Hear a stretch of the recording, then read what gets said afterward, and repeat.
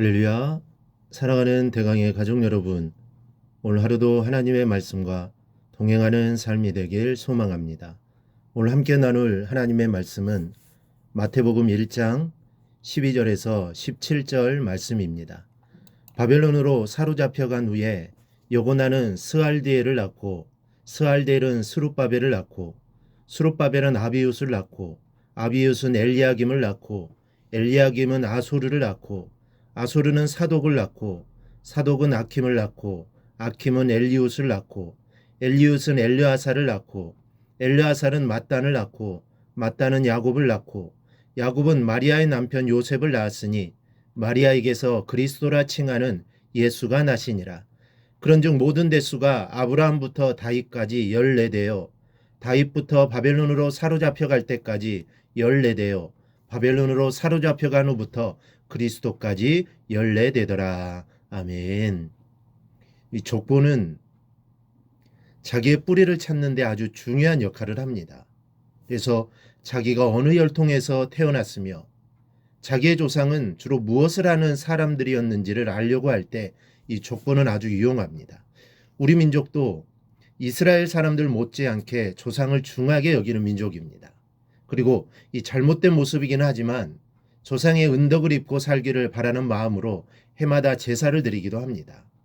이 족보를 얼마나 중요하게 생각했든지 한때 우리나라에서는 양반의 족보를 사기 위해 가진 전부를 주고서라도 어떻게든 손에 넣으려는 시절이 있었습니다. 그래서 기록을 보면 급기야는 2조의 영조, 정조 시절쯤부터는 양반의 순수혈통을 찾기 어려울 정도로 아예 가문의 순수성이 뒤죽박죽 되어버리고 말았다고 합니다. 그런데 우리나라의 족보보다 더 큰 권위를 가진 족보는 이스라엘의 족보입니다.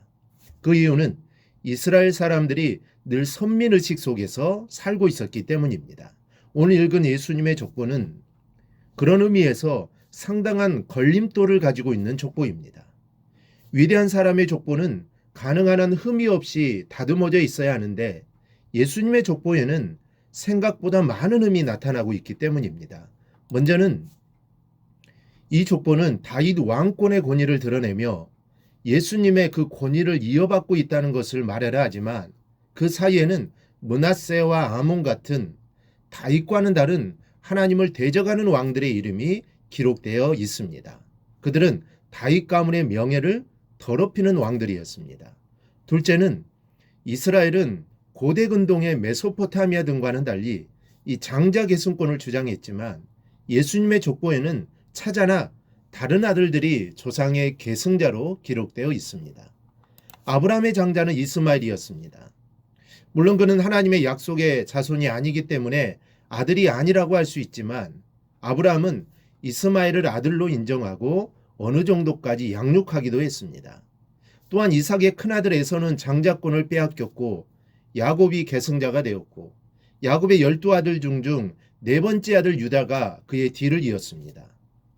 이스라엘 최고의 자랑거리인 다윗 왕 역시 8번째 아들이었으며 솔로몬도 다윗의 장자가 아니었습니다. 이 또 하나의 흠은 남자의 소유물 이상이 될 수 없었던 여자들의 이름이 이 족보에 기록되고 있다는 사실입니다. 더구나 기생이나 불륜을 저지른 여인 아니면 이방인 여자들을 올려놓았다는 것입니다. 라합과 다말은 가나안 여자였습니다. 라합은 기생이었고 다말은 남편의 아들을 얻지 못해 급기야는 시아버지를 속여 그를 통해 그 집안의 가문을 이은 여자였습니다. 또한 나오미의 며느리 룻은 모함 여자였습니다.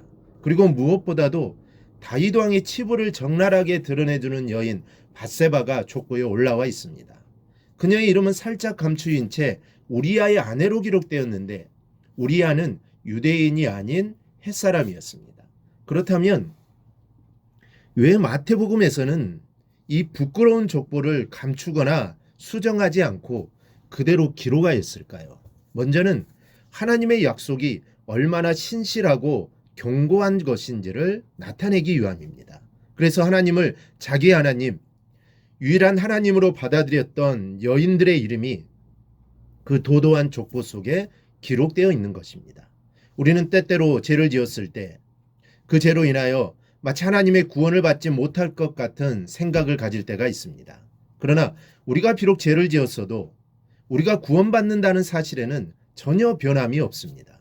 오늘 본문이 바로 그것을 말씀하고 있는 것입니다. 하나님께서는 죄인들도 구원하시는 것을 통해서 당신의 약속을 신실하게 성취하는 것을 보여주시는 것은 예수를 믿는 자에게 구원을 주시겠다는 약속을 지키기 위한 선례를, 즉 샘플을 보여주신 것입니다. 그러므로 오늘 하루도 살아가는 동안 혹 죄 때문에 낙심하지 마시기 바랍니다. 이 문제를 위해 허물 많은 가게를 택해 예수님이 오셨다는 사실을 믿고 위로받고 힘을 얻는 여러분이 되시기를 바랍니다. 둘째는 예수님은 완전한 인간이면서 완전한 하나님이시라는 사실을 드러내기 위해서입니다. 2절부터 이어지는 내용을 살펴보면 아버지가 아들을 낳고 또 아버지가 아들을 낳고라는 식으로 계속 반복되어 기록되어 있습니다. 그러나 16절에서는 그런 틀이 바뀝니다. 야곱은 마리아의 남편 요셉을 낳았으니 마리아에게서 그리스도라 칭하는 예수가 나시니라. 계속 아버지가 아들을 낳았다고 기록하던 문장 구조였습니다.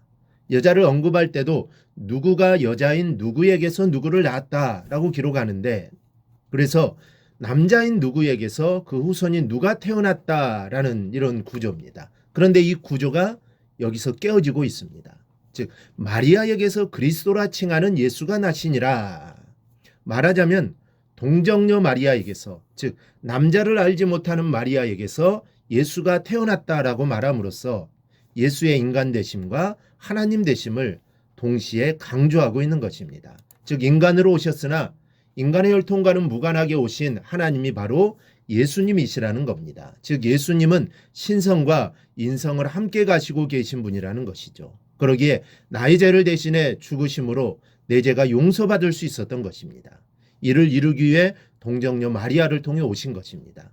우리 성도 여러분, 우리가 믿는 하나님은 이렇듯 신실하신 분이시오, 우리 죄를 담당하신 하나님이십니다. 그러므로 하나님을 믿고 감사하며 사십시오. 그 하나님이 나를 반드시 인도해 주실 것입니다. 이러한 하나님의 약속을 확신하며 오늘 하루도 힘차게 나아가기를 주님의 이름으로 축원합니다. 오늘 묵상한 말씀을 굳게 잡고 삶으로 실천하며 살아내는 대강의 모든 성도들이 되기를 축복합니다.